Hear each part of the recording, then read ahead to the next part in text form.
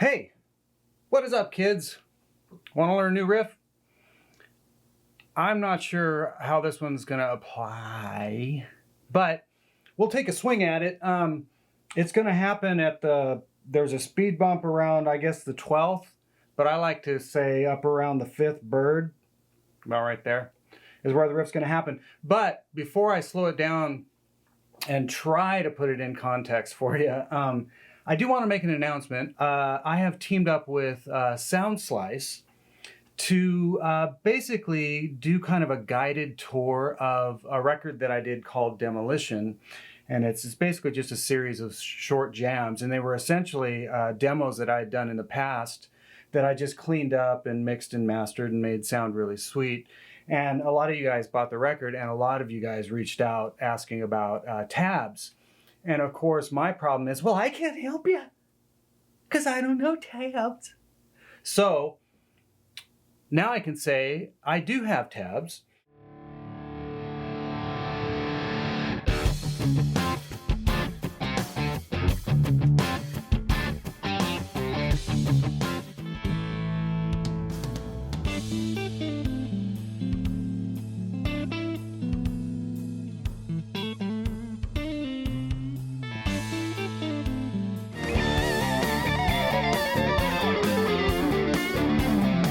Line there.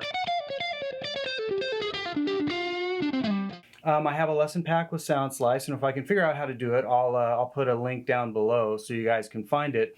But I'm pretty excited about it, and these guys did a really great job on it. So please go check that out. It would really help me out. It's kind of how I'm trying to stay afloat doing this full-time YouTube television set thingy. And also let me know in the comments below, because I'm thinking about releasing a jam tracks version of the Demolition record. So basically what I'm going to try and do is take all the solos out. So as you guys learn some of those tabs and get some of those riffs under your fingers, you can actually go back and use the jam tracks to, you know, either play the riffs directly so you can get a feel for them, or apply, you know, your new vocabulary that you may have learned from those riffs. So either way, let me know down below what you guys think of that. Okay, let's get into this riff. I think this is based on kind of a tritone thing.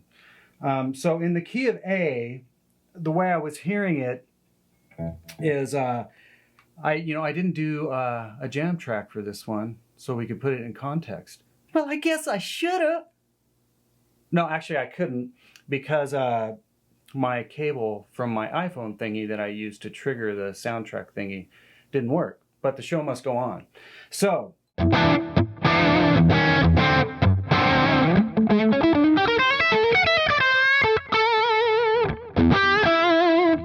you can hear where it might sit really nicely on the 1 chord. So if you go from the 5 chord to the 4 chord to the 1 chord, like at the end of a blues, kind of that turnaround thingy.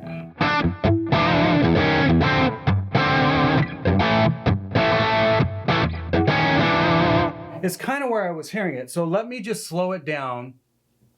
It's based on, to me, it's an arpeggio, essentially.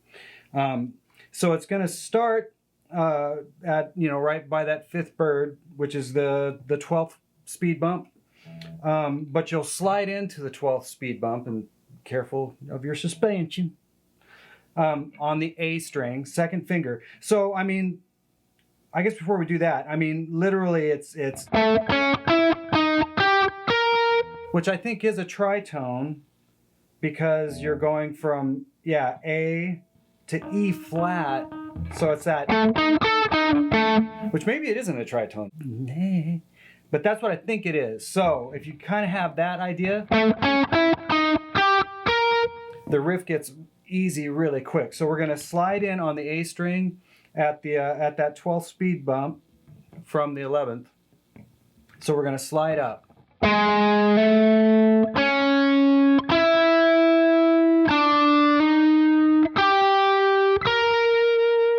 So just that, like I said, is really, but we're just sliding into each one.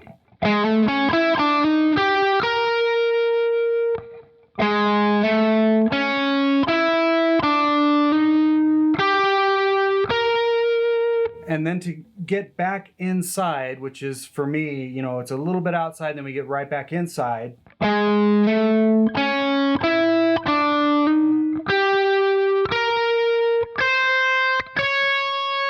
Now we're getting into the third. We're kind of sliding into the third of A.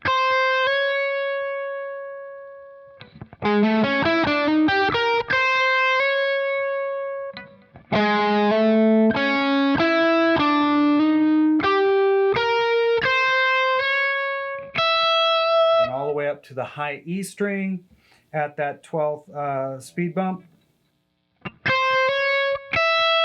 And then you're going to come back down to the G string and you're going to slide up 12, 13, 14, 15 at the 6th bird. You're going to slide on that G string. And then you're going to jump up to the high E string. So once again, those are kind of shapes and intervals. I feel like Mr. Rogers. Can you say shape? What does this shape look like, children? Can you say triangle? Can you say scapula? How about rotary girder? Anyways, that is a shape to me. So.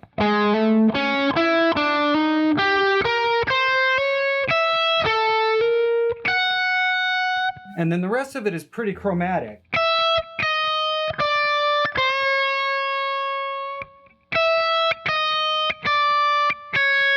But I'm just fingering it differently.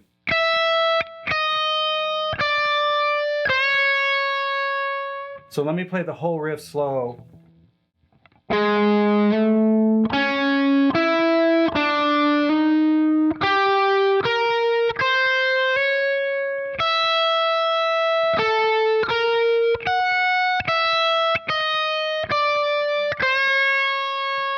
One more time.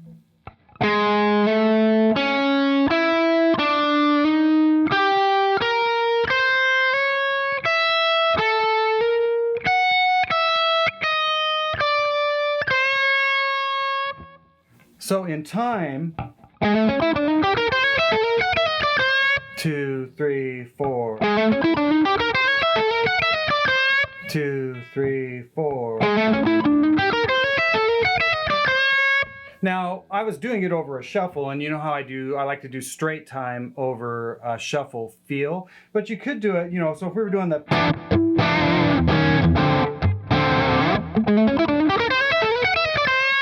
That's straight time over a shuffle feel, but there's no reason why you couldn't do this as a rock riff.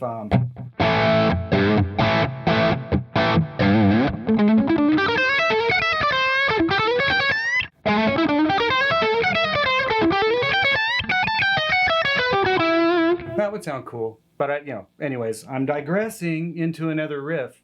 But all that to say is, do it over rock and roll, man. It doesn't have to be over the blues all the dang time.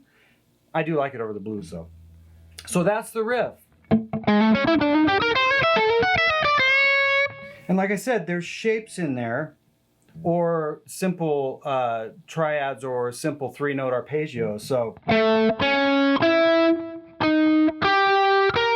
and then there's this,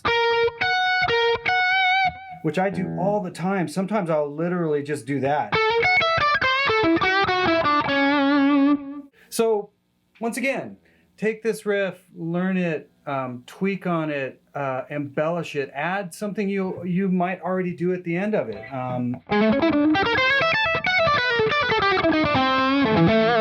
There's all kinds of things you can do with that riff. It doesn't always have to just be the riff that you're going to try to plug into something. Learn it, get it under your fingers, play it wrong, play it right. It doesn't matter. As long as you're creating a new vocabulary, that's kind of the whole idea here. So, I can hear my cat. Simmy! Hang on, I gotta get my cat's howling. Oh, there she is. Come here. Come here. You want to say hi? Come here. Come say hi to everybody. Simmy, say hello. Thanks so much for tuning in. As always, you guys are awesome. I so appreciate you subscribing. If you haven't subscribed, hit the subscribe, ring that bell. so you don't miss. I'm going to try to do a lot more of these in the future. And once again, don't forget about the Soundslice thing. Check that out. It would really help me if you guys were to purchase that. And Simi and I will see you next time. Say bye.